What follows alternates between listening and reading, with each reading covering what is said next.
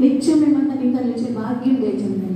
నా ప్రభు నా ప్రియుడు యేసయ్య నా తిరిగి రోజు వేడుకున్నాం తండ్రి. ఆమేన్.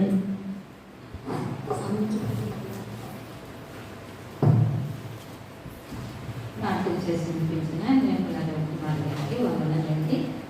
మరి ఇప్పుడు వాక్య సందేశం అందించవలసిందిగా శాంతి గారిని ఆహ్వానిస్తున్నాను.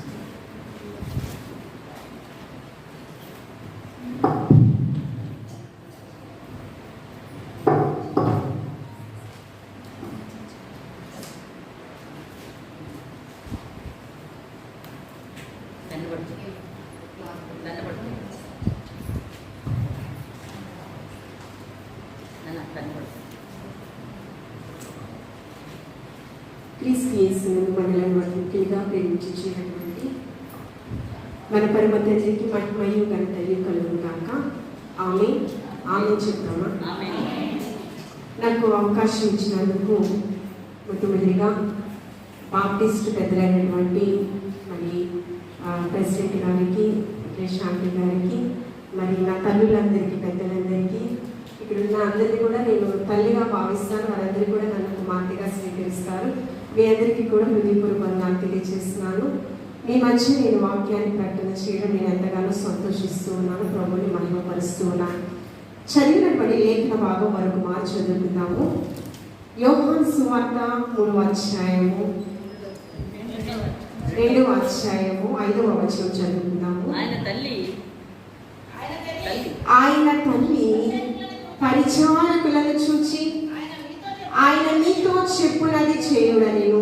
చాలండి, చిన్న ప్రార్థన చేసుకుని వాక్యాన్ని ధ్యానం చేసుకున్నాము.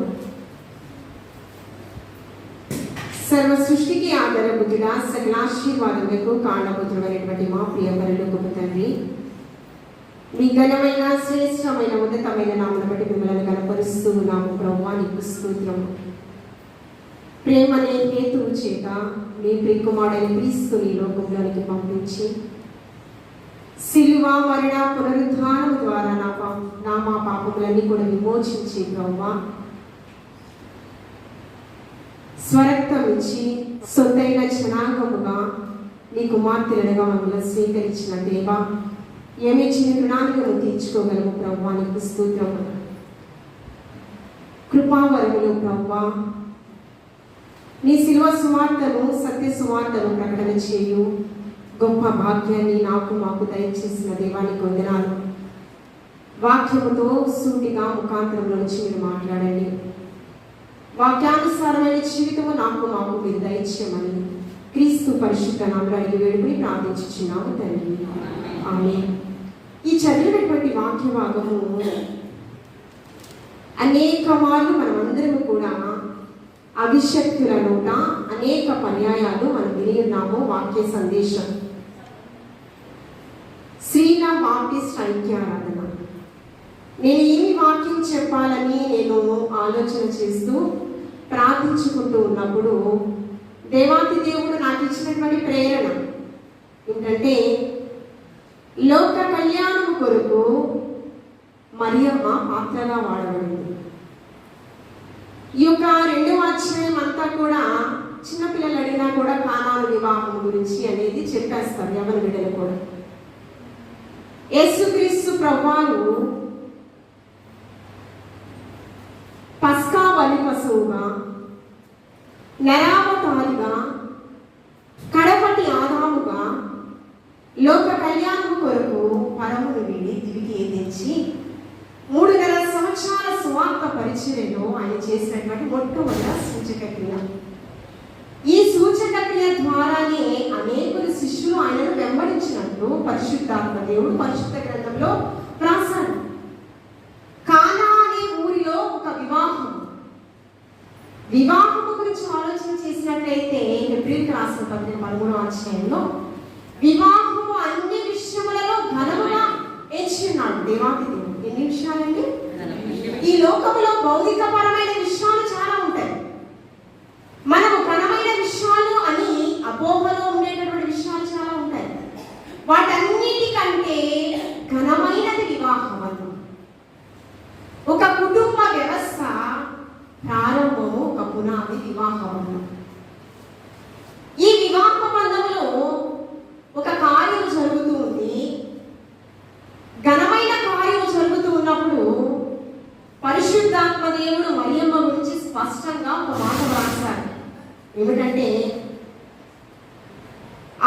మళ్ళీ పరిచారకులను చూచి ఆయన మీతో చెప్పునది చేయవలెను. ఏం చెప్తుందండి? అంటే ఆయన ఏం చెప్తే అదే చేయాలి. ఆయన చిత్తము, ఆయన సంకల్పము, ఘనమైన కార్యములు నెరవేర్చబడాలి. నేను లోక కళ్యాణం కొరకు వచ్చాను, కారణ జన్ముడైనటువంటి యేసుక్రీస్తు ప్రభువారి యొక్క తల్లిని నా మాట చొప్పున మీరు చెయ్యాలి అనడం లేదు, కానీ యేసుక్రీస్తు ప్రభువారు ఏం చెప్పారో అదే చేయాలని అక్కడ చెప్పుచోము. ఈ మాటలో చాలా ఆంతర్యం కనిపిస్తుంది. లోతుగా మనం ఆలోచన చేసినట్లయితే తూచా తప్పకుండా పాటింపబద్ధులమై ఉన్నాము లేఖనములు. ఏంటండి? పరిశుద్ధ గ్రంథంలో ఉన్న ప్రతి లేఖనము ఆజ్ఞలు, కట్టడలు, విధులను అనుసరించి తూచా తప్పకుండా ఆకాశము భూమి గతించిన ఆయన మాటలు నిరర్థకం. ఈ అధ్యాయం అంతా కూడా నేను ధ్యానం చేస్తూ ఉన్నప్పుడు మొట్టమొదటిగా 3వ దినము. ఏంటండి? 3వ దినం, 3వ నెంబర్ చాలా ప్రత్యేకమైనది. త్రిత్వములో ఏకమై ఉన్న దేవదేవుడు. ఏమండి? సిలువ మరణ పునరుద్ధానానికి ఆ సంఖ్య సాదృశ్యంగా కనిపిస్తుంది. యేసుక్రీస్తు ప్రభువుల వారు 3వ దినాన మరణాన్ని చేయించి మృత్యుంజయుడే ఆయన తిరిగి లేచారు. 3వ సంఖ్య చాలా ప్రశస్తమైనది. 3 పేట్ల తాడు తెగదు. ఏమండి? వధువరులకు మధ్యవర్తిగా పరిశుద్ధాత్మ దేవుడు 3వ పేటగా కనిపిస్తూ ఉన్నాడు. ఈ 3వ దినాన కానా అనే ఊరిలో ఒక ఘనమైన కార్యం జరుగుతుంది. ఈ వివాహ వ్యవస్థను పరలోకం నుంచి పరమ తండ్రి ఆదేశించాడు. ఈ వివాహ వ్యవస్థ భూమి మీద ప్రవేశపెట్టింది పరమ తండ్రి. అది జీవము కలిగిన ప్రతి బిడ్డలకు తల్లి ఎవరు? అమ్మమ్మ కదండి. జీవము కలిగినటువంటి ప్రతి వారికి తల్లిదండ్రులు ఆదాము అమ్మమ్మలు కదా. ఏదైనా తోటలో సమస్తాన్ని నోటి మాట ద్వారా సృజించిన పరమ తండ్రి వారి కోసం ఒక ఆలోచన చేశాడు. పరలోకం నుంచి ఏంటి? వీరు ఫలించాలి, అభివృద్ధి పొందాలి, విస్తరించాలి, భూమిని నింపాలి. ఫలించాలి అంటే ఒక వివాహ వ్యవస్థ అనేది, కుటుంబ వ్యవస్థ అనేది అది కట్టబడాలి. వివాహ బంధంలో ఆదాము అమ్మమ్మని చదపరచాలి. అందుకని పరలోకం నుంచి ఆయన ఆశీర్వదించాడు ఆదాము అమ్మమ్మల మొదట వివాహం కానా అనే ఊరిలో. సృష్టికర్త యేసుదేవ సర్వలోకము నీ మాట విను. కానా వివాహంలో అద్భుతముగా నీటిని ద్రాక్షారసముగా మార్చినది. వివాహానికి మొట్టమొదటిగా పిలుపు వచ్చి మరియమ్మ. వివాహ కార్యక్రమానికి, ఘనమైన కార్యక్రమానికి పిలుపు యేసుక్రీస్తు ప్రభువారికి రాలేదు, కానీ మరియమ్మకు తన బంధువులకి వచ్చింది. కానీ మరియమ్మ ఎవరిని తీసుకుని వచ్చింది అంటే యేసుక్రీస్తు ప్రభువారిని, కుమారుని కాదండి. ఘనమైన కార్యము జరుగుతుంది. ఘనమైన కార్యములో ఏ కొరత జరగకూడదు. ఘనముగా జరగాలి, దేవునికి మహిమార్థమై జరగాలి, ఒక క్రమముగా జరగాలి. ఖచ్చితంగా నా కుమారుడు యొక్క ఆవశ్యకత ఎంతో అవసరము అని ఆమె గ్రహించింది. ఎందుకంటే ఆమె పరిశుద్ధాత్మతో నింపబడిన కన్య. ఏమండి? అనేకమైన కళల ద్వారా, దర్శనాల ద్వారా దేవుని యొక్క స్వరాన్ని వింటున్నటువంటి కుమార్తె ఆమె. పరిశుద్ధాత్మతో నింపబడిన ఆమెకు పరిశుద్ధకరమైన కార్యాలలో ఏ విధంగా జాగ్రత్త కలిగి ఉండాలో ఆమెకు తెలుసు. అందుకని ఏం చేసిందంటే ఎవరితో ఆలోచన చేయలేదు, కుమారుణ్ణి. అంతేకాకుండా కుమారుడితో పాటు ఎవరు వచ్చారు? శిష్యులు కూడా వచ్చేసారండి. ఘనమైన కార్యం. తర్వాత ఆ వివాహ కార్యక్రమానికి వస్తూ ఉన్నప్పుడు, ప్రభువా ఈ కుటుంబ వ్యవస్థను నువ్వు దేనికి ప్రారంభం చేశావు? వివాహం వేళ నీ చిత్తము, ప్రణాళిక ఏంటి? క్రైస్తవ జనానికి వారికి అర్థమవుతుందా అసలు?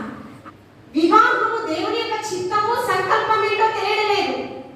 వధూవరులకు వయసు వచ్చింది కనుక, ఉద్యోగాలు ఉన్నాయి కనుక, ఆస్తి ఉంది కనుక, ఇంకా మిగిలింది ఏంటి? వివాహం చేస్తే బిడ్డలు రావడమే మిగిలింది. కొంతమంది ఏంటి, వారి వయసు పెరిగింది కానీ బుద్ధి మాత్రము పెరగడం లేదు, ఒక క్రమశిక్షణ లేదు. వివాహం చేసే వచ్చిన భార్య చూసుకుంటుంది, అప్పుడైనా వీడిలో మార్పు వస్తుంది కదండి. ఎన్నో ఆలోచనలు మనకి, కానీ దేవుని ఆలోచన ఏంటో మనకి తెలియలేదండి. దేవుని ఆలోచన తెలియలేదు. అందుకని చూస్తూ ఉన్నప్పుడు పరలోక రాజ్యాన్ని ముందుగానే చూసినటువంటి భక్తుడైనటువంటి యోహాను ప్రకటన గ్రంథంలో 19వ అధ్యాయం 7వ వచనంలో ఈ వివాహానికి ఘనమైన కార్యానికి చాలా సిద్ధపాటు అనేది అవసరం. సిద్ధపాటు అనేది చాలా అవసరం. ఆ సిద్ధపాటు ఏ రీతిగా ఉండాలి అనేది ప్రకటన గ్రంథము 19వ అధ్యాయం 7వ వచనం చూద్దాము.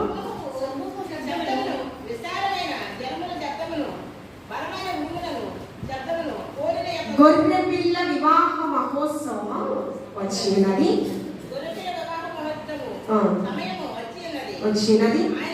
ఆయన భార్య అనగా ఏంటండి? ఆయన భార్య అంటే ఎవరు? సంఘము. ఏమండి? సంఘము తనను తాను సిద్ధపరచుకొని ఉన్నది. సంఘం అంటే ఏంటి? విశ్వాసుల సమూహం. ఈ సంఘం అంతా కూడా తనను తాను సిద్ధపరచుకోవాలి. దేనికోసం సిద్ధపరచుకోవాలి? వరుడైన యేసుక్రీస్తు ప్రభువాన్ని ఎదుర్కోవడానికి మనమందరం కూడా బుద్ధి కలిగిన కనికరవై ఉండాలని దేవుని యొక్క వాక్యము సెలవిస్తుంది. అంతేకాకుండా ఈ సంఘము ఏ రీతిగా ఉండాలి అనే దాని గురించి అపోస్తలుడైన పౌలు గారు ఎఫెసీ సంఘంతో చాలా స్పష్టంగా తెలియపరిచారు. 5వ అధ్యాయము 27వ వచనం. క్రీస్తు సంఘమును ప్రేమించి అది కళంకమైనను ముడకాయనను అట్టిది మరి ఏదైనాను పరిశుద్ధమైనది గాను నిర్దోషమైనది గాను మహిమగల సంఘము గాను ఆయన తన ఎదుట నిలువబెట్టుకొనవలెనని. ఎవరి ఎదుటండి? దేవుని ఎదుట నిలువబెట్టుకొనవలెనని వాక్యముతో ఉదక స్నానం చేయవచ్చు. ఏంటండి? ఎప్పుడు? వివాహాలు వచ్చినప్పుడు కాదు. వరుడైన యేసుక్రీస్తు ప్రభువాన్ని వధువు సంఘముగా అక్షయ అలంకారము కలిగి మనము ఎదుర్కొనే వరుసలో ఉండాలంటే ఈ దినం నుంచి మనకు సిద్ధపడడం అనేది అవసరం. ఏమండి? వాక్యముతో ఉదక స్నానము చేయబడటకై పవిత్రపరచి పరిశుద్ధపరచుటకై. దేనికండి? వాక్యంతో. వాక్యం అయ్యున్న దేవుడు. వాక్యం అర్థం వంటిది, వాక్యం కట్టం వంటిది కదండి. ఈ వివాహానికి వధువరులను ఎంతో అలంకరిస్తాం. ఏమండి? ఎంతో అలంకరిస్తాం. ఎస్తేరు రాణిని 6 మాసాలు సుగంధ ద్రవ్యములతో సిద్ధపరిచారంట. ఎన్ని మాసాలండి? 6 మాసాలు సుగంధ ద్రవ్యములతో. మన కుమారుని కుమార్తెని కూడా ఏమండి? వారు మంచి కళగా ఉండాలి, చూడడానికి చక్కగా ఉండాలని ఆ పెళ్లిలో చక్కగా వధువులు కూడా అందంగా చూడ చక్కని జంట అలా ఉండాలని చెప్పుకోవడానికి, చిలక కోరికలు అంటారు కదా, అలా ఉండాలని చెప్పడానికి సదా విధాలు ప్రయత్నిస్తూ ఉంటాం. కానీ ఈ వివాహానికి దేవునికి కావలసిన సిద్ధపాటు ఏంటనేది మనం ఎంతగా ఆలోచన చేస్తున్నాం అనేది ఒక ప్రశ్నార్థకంగా కనిపిస్తూ ఉన్నది. అయితే ఈ వివాహంలో ఒక కొరత కనిపిస్తుంది. మరియమ్మలు ఎంతమంది ఉన్నారండి పరిశుద్ధ గ్రంథంలో? 6 ఉన్నారు. ఏమండి? 6 ఉన్నారు. ఈ మరియమ్మ నుంచి మనం ఆలోచన చేసినట్లయితే లోక కళ్యాణం కొరకు ఒక సాధనంగా వాడబడినటువంటి మరియమ్మ. ఆమెకు ఒక విషయం తెలిసింది. ఏం తెలిసిందండి? ద్రాక్షారసము. నాకు కూడా మన ఒక విషయం తెలిసింది. ఆహారము అయిపోయింది. పెళ్ళంతా వెళ్ళిపోయి ఏం మాట్లాడుకుంటారు? మా కుమారుడు కుమార్తె పెళ్లి 2-3 సంవత్సరాలైనా 2-3 తరాలైనా మాట్లాడుకోవాలి, అంత ఘనంగా చేస్తామని వాళ్ళు అనుకుంటూ ఉన్నారు. కానీ ఈ పెళ్లి గురించి ఏం మాట్లాడుకుంటారంటే చూసిందంతా వేరండి. చూసిందంతా వేరు. ఇక్కడేంటి? ఈ కానా అనే ఊరిలో వివాహ కార్యక్రమంలో ఆ ఘనమైన కార్యంలో ఏది కొరతగా ఉన్నా పర్లేదు, కానీ ద్రాక్షారసం కొరతగా ఉండడానికి వీరలేదు. ఉండకూడదనే కొరతగా అక్కడ ఉంది. ఆ నోట ఈ నోట ఎవరి దగ్గరికి వచ్చిన తర్వాత మరియమ్మ దగ్గరికి వచ్చింది. మరియమ్మ దగ్గరికి వస్తే ఆల్రెడీ ఆమెకు ఒక ప్రణాళిక, ఒక ఆలోచన ఉందండి. ఏ కొరత లేకుండా నా కుమారుడే చూసుకోగలిగిన సమర్థుడు అని తెలిసే కుమారుడిని తీసుకువచ్చిన వెంటనే, ఆ వార్త తెలిసిన వెంటనే ఆలోచన చదివండి వాక్యము. ఆయన తల్లి పరిచారక కాదమ్మా, దానికి ముందు వచ్చిన ద్రాక్షారసమైనప్పుడు యేసు తల్లి వారికి ద్రాక్షారసము లేదని ఆయనతో చెప్పగా, అప్పుడు ఆయన అన్నమాట ఏంటి? అమ్మా, నా సమయం ఇంకను రాలేదని చెప్పింది. మనమైతే ఏం చేస్తాం? ఘనమైన కార్యంలో ఒక కొరత వచ్చిందే, ఆ సమయంలో దేవుడు ఎవరికైనా జ్ఞాపకం వచ్చాడా? అంత కార్యాన్ని విడిచిపెట్టేసి ఒక గదిలోకి వెళ్ళి మోకరించి ప్రార్థన చేయాలనే ఆలోచన అవడం వస్తుందా? అలాంటిదే మరియమ్మ కూడా బంధుమిత్రాలందరి దగ్గరికి వెళ్ళాలి మాట్లాడాలి. ఎందుకంటే మనం కూడా లోకరీతిగా ఆలోచన చేయాలి కదా. వాళ్ళకి వీళ్ళకి కాల్స్ చేసి అక్కడ చేశారు కదా. ఎక్కడ కూడా బంధుమిత్రాలందరి దగ్గరికి వెళ్ళాలి. కానీ మేము ఎక్కడికి వెళ్ళలేదండి. నేను ఎక్కడికి వెళ్ళిపోయింది? యేసుక్రీస్తు ప్రభువు దగ్గరికి వెళ్ళింది. 118వ సంకీర్తన 8వ వచనంలో, మనుష్యులను నమ్ముకున్న కంటే ఏం ఆశ్రయించలేదు? మనుషులు ఎవరిని ఆశ్రయించలేదు. మరియ ఎవరిని ఆశ్రయించింది? నేరుగా ఎవరిని ఆశ్రయిస్తే అక్కడ కార్యం జరుగుతుందో ఆమెకి ఖచ్చితంగా తెలుసు. ఎవరిని ఆశ్రయించిందండి? యెహోవాను త్రిత్వములో ఏకమై ఉన్న దేవదేవుని ఆమె ఆశ్రయించింది. ఈ వాక్య భాగంలో మనం చూస్తూ ఉన్నప్పుడు ఆమె వెళ్ళింది, అడిగింది, నా సమయం ఇంకా రాలేదని ఆయన చెప్తూ ఉన్నారు. యెహోవా నా కాపరి, నాకు ఏమి కలగదని చాలా చెప్తూ ఉంటాం కదండి. గాఢాంధకారపులలో నేను సంచరించిన ఏ అపాయమునకు భయపడను. నీవు నాకు తోడుగా ఉంటావు, నీ దుడ్డిగల దండములను ఆదరించెను, శత్రువుల ఎదుట నాకు భోజనం సిద్ధపరుస్తావు. ఇవన్నీ కూడా ఆశీర్వాదం వచ్చినాయి కదా కదండి. కానీ ఎక్కడ కూడా వివాహ కార్యక్రమంలో దేవుడు మనకి జ్ఞాపకం రాలేదు. నిజంగా మన గుండెల మీద చేసుకుని మనం ఆలోచన చేసినట్లయితే ఏ వివాహ కార్యక్రమంలో కూడా దేవుని మహిమార్థమై ఆది నుంచి అంతం వరకు క్రమముగా మహిమార్థమై క్రమముగా మర్యాదగా జరుగుతుందా అని ఆలోచించే తల్లిదండ్రులు చాలా తక్కువగా కనిపిస్తున్నారు. చాలా తక్కువగా కనిపిస్తున్నారు. కానీ ఆలోచన చేయాలండి, వివాహమైన మనము ఏ రీతిగా ఉంటున్నాం, వివాహం చేసినటువంటి బిడ్డలకి ఏ విధంగా ఏ ప్రణాళికలో మనం వివాహాలు చేస్తాం అనేది మనల్ని మనము ఆత్మ పరిశీలన చేసుకోవాలి. ఎందుకంటే ప్రస్తుత పరిస్థితుల్లో వివాహమైన కొద్ది కాలానికే విడిపోవడం జరుగుతుంది. ఎందుకంటే వివాహం పేడల దేవుని యొక్క చిత్తము ప్రణాళిక ఏంటో తెలియడం లేదు. ఇలా చెప్పినట్టు వయసు వచ్చింది కనుక వివాహము, ఆస్తుంది కనుక వివాహము, ఏమండి ఇలాంటి ఆలోచనలతోనే వివాహం చేసుకునేటటువంటి వారు చాలా ఎక్కువగా ఉంది. మొట్టమొదటిగా తల్లిదండ్రులలో కూడా అంత జ్ఞానము కనిపించడం లేదు. వాక్యం చదువుతున్నాము, ధ్యానిస్తూ ఉన్నాం, కానీ వాక్యానుసారమైన జీవితము మనలో కనిపించడం లేదు. కాబట్టి ఈ వివాహ వ్యవస్థ అంటే ఏంటో నిజంగా మనం తెలుసుకుని మన పిల్లలకు కూడా చెప్పేవారిగా ఉండాలి అని పరిశుద్ధాత్మ దేవుడు ఈ దినాన మనతో మాట్లాడుతూ ఉన్నాడు. నా సమయం ఇంకా రాలేదని ఆయన చెప్తూ ఉన్నాడు. ప్రతి ఒక్కదానికి సమయం కలదు. ఎందుకంటే కాలగతులు ఆయన ఆధీనంలో ఉన్నాయి. ఏం చేయాలన్నా కూడా తొందరపాటు అనేది మన జీవితాలలో చాలా ప్రమాదాన్ని తీసుకొస్తూ ఉంటుంది. మరియమ్మ తొందరపడలేదు, చాలా వివేచన జ్ఞానంతో యేసయ్యను కలుసుకుంది, మాట్లాడుతుంది. తర్వాత మనం చూస్తూ ఉన్నప్పుడు నా సమయం ఇంకా రాలేదు అన్నప్పుడు ఆమె చాలా మౌనం వహించింది, తొందరపడలేదు. పరిచారకులతో ఏం చెప్తూ ఉందంటే, ఆయన తల్లి పరిచారకులను పిలిచి ఆయన మీతో చెప్పినది చేయుడని వారితో చెప్పాడు. ఎఫెసీయులకు రాసిన పత్రిక 4:13 పరిశుద్ధులు సంపూర్ణులైనట్లు క్రీస్తు శరీరము క్షేమాభివృద్ధి కొరకు కొందరను అపోస్తలులను గాను, సువార్తికులను గాను, బోధకులు గాను, ప్రవక్తలు గాను, పరిచారకులు గాను ఆయన ఏర్పాటు చేసుకుని ఉన్నారు. అక్కడ ఎవరున్నారండి?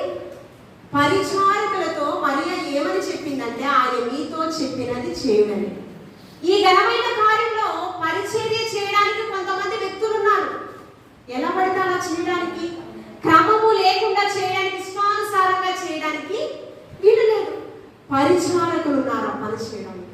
ఏమండి, సంఘములో మనము ఒక్కొక్కసారి మనకు అనుకుంటూ ఉంటాము, ఏ పనైనా మనం చేయొచ్చు అనుకుంటూ ఉంటాం. ఒక్కొక్క పనికి ఒక్కొక్క దేవుని యొక్క ప్రణాళికలలో కొంతమంది వ్యక్తులను దేవాటి దేవుడు ప్రతిష్ఠించుకుంటాడు. చెప్పినట్టు సువార్థికులు కావచ్చు, పరిచారకులు కావచ్చు, ఉపదేశకులు కావచ్చు. దానిలో మన పాత్ర ఏంటనేది మనం గ్రహించుకోవాలి. ఏంటని? అభిషక్తులు వేరు, ఏమండి, దైవజనులు వేరు, యాజకులు వేరు, పరిచారకులు వేరు, ఉపదేశకులు వేరు, సువార్థికులు వేరు, అపోస్తులు వేరు. అన్ని మనమే అనుకోవడం పొరపాటు. ఏమండి, అన్ని క్రియలు మనమే చేయాలనుకోవడం.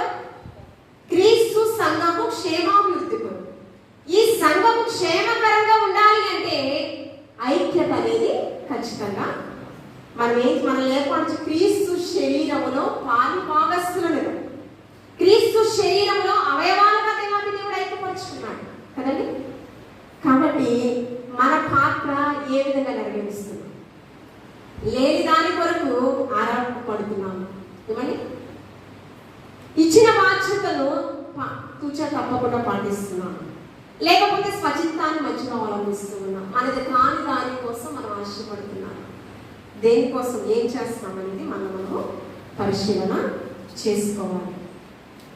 అందుకని మత్తయి సువార్త 6:10 మత్తయి సువార్త 6:10 నీ రాజ్యము వచ్చును గాక, నీ చిత్తం పరలోకమందు నెరవేర్చబడినట్లు భూమి యందు నెరవేర్చబడాలి. నెరవేర్చబడాలి అంటే కొన్ని విధులు ఉన్నాయి. ఆ విధులను మనము ఖచ్చితంగా పాటించాలి. అంతేకాకుండా చూడండి, పరిచారకులను పిలిచినప్పుడు ఈ పరిచారకులు యేసుక్రీస్తు ప్రభువారి మాటకు అక్కడ లోబడినట్లు మనం చూస్తూ ఉన్నాం.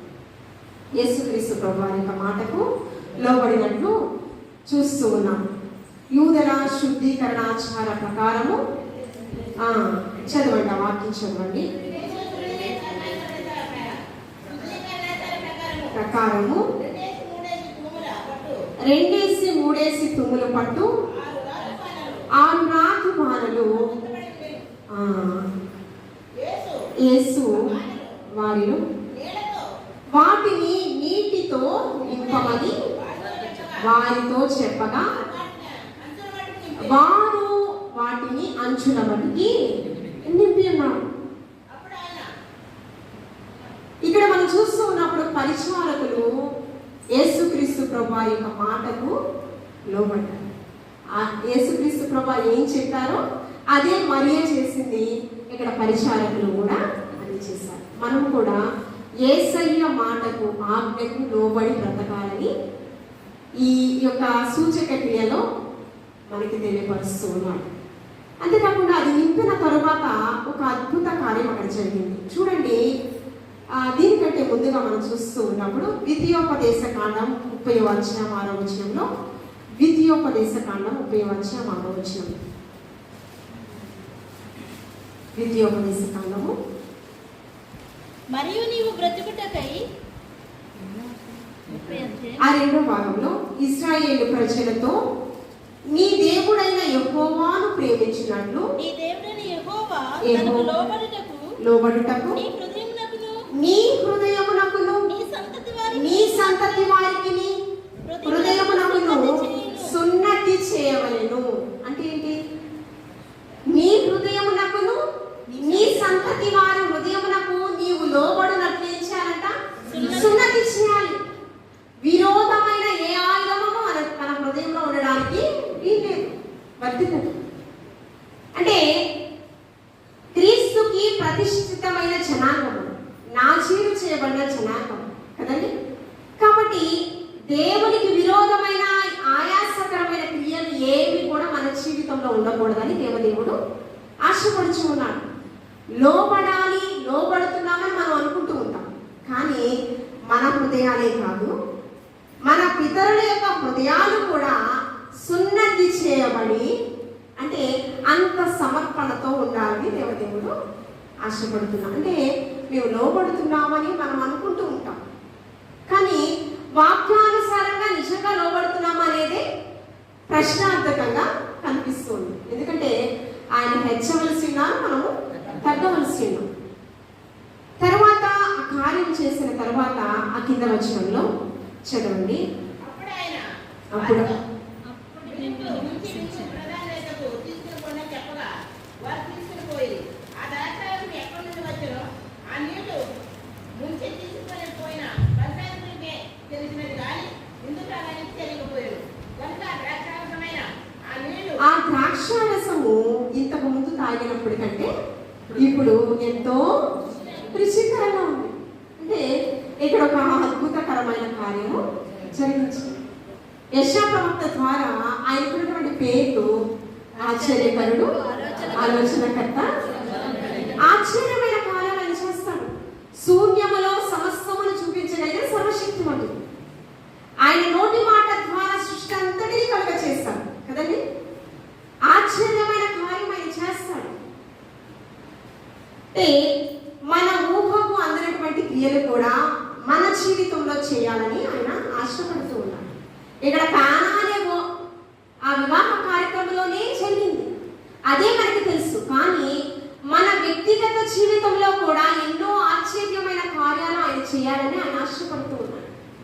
ఆ చదివినటువంటి వాక్య భాగంలో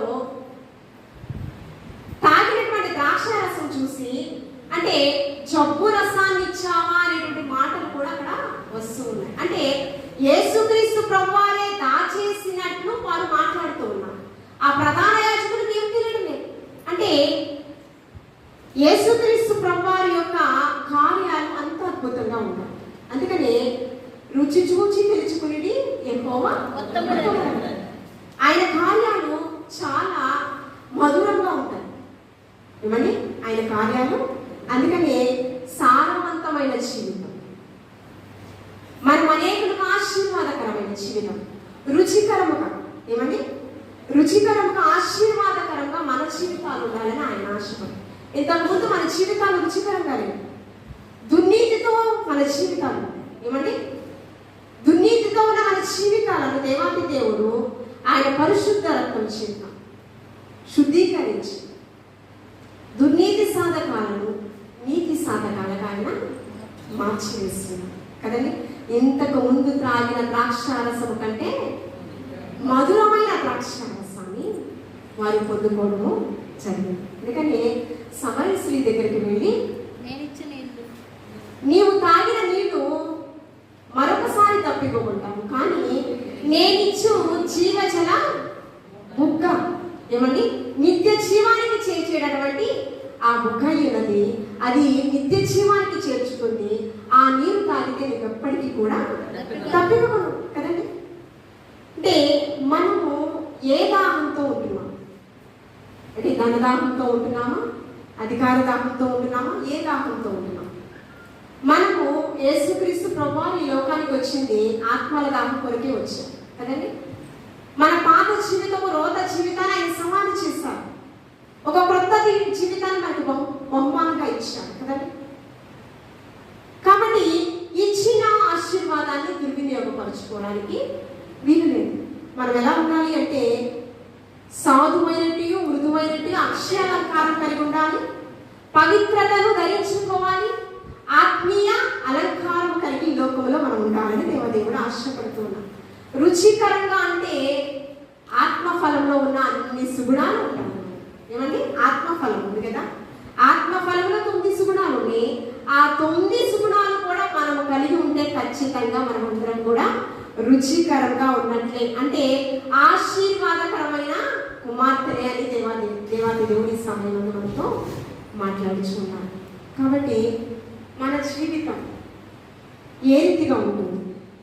రుచికరంగా, ఆశీర్వాదకరంగా. ఈ సూచక క్రియ చూసే శిష్యులందరూ కూడా ఆయన ఎంతో విశ్వసించారు. మనము యేసుక్రీస్తు ప్రభువుని సొంత రక్షకుడిగా అంగీకరించడానికి మన పట్ల ఎన్నో సూచక క్రియలు ఆయన చేస్తూ ఉన్నాం. ఏమండి మనము బాప్తిస్మం తీసుకుని ఎన్నో సంవత్సరాలు ఉంటుంది.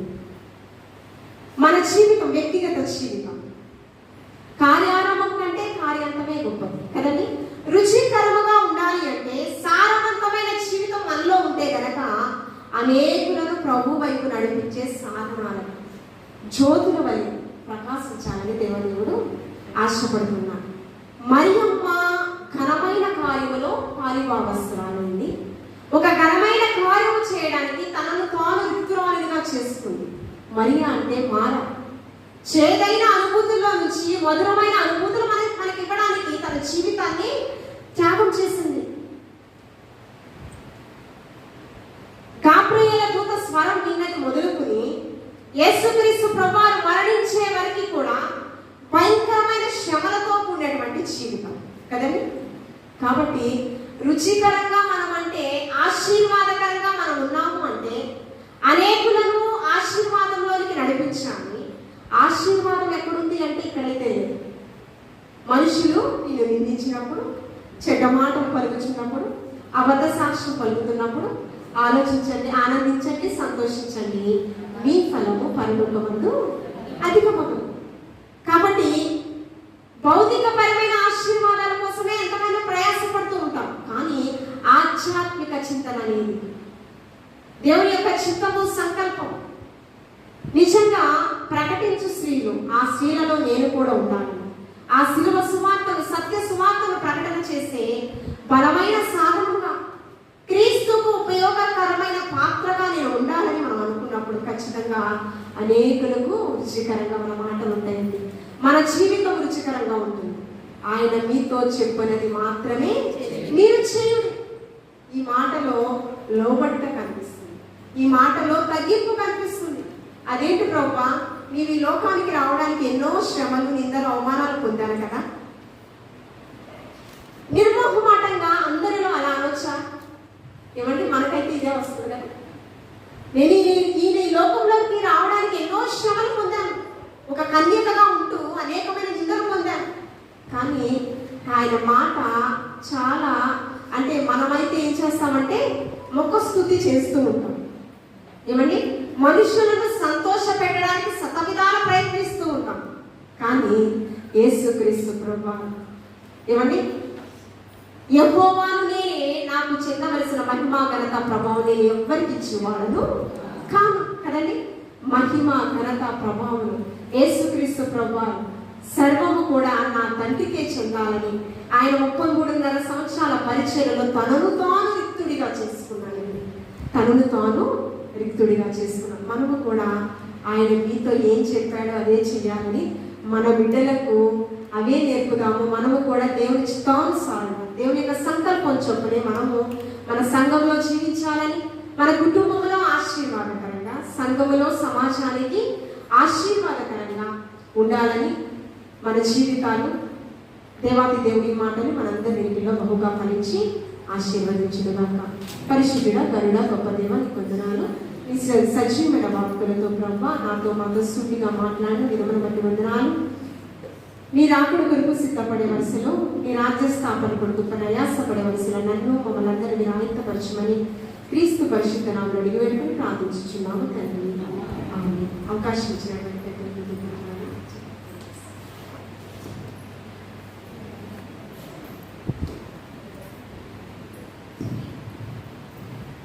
మనకు మంచి వాక్యము అందించిన విశ్వశాంతి గారు తెలియజేసుకుంటున్నాను. అలాగే మరి ఇప్పుడు సెక్రటరీ రిపోర్ట్ అండి శామ్ సుశీల గారు రాలేదండి. తనకి అనారోగ్యంగా ఉంది కాబట్టి తను రాలేకపోయారు.